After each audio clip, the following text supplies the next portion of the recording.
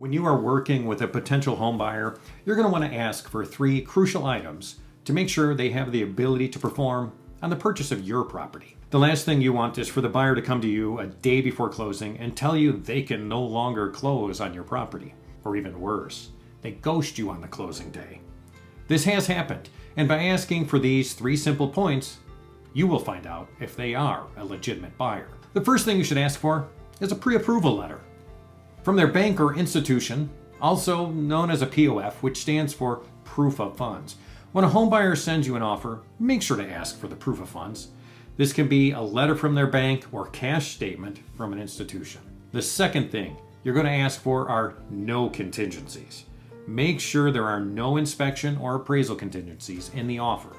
It should be stated that the home is being sold as is. In fact, it is always highly recommended that you take any quality offers to your attorney to ensure your best interest is being watched out for. And finally, don't be afraid to ask for a non-refundable earnest money deposit. You should ask for $1,000 to $5,000 as a non-refundable earnest money deposit, or whatever amount makes you comfortable.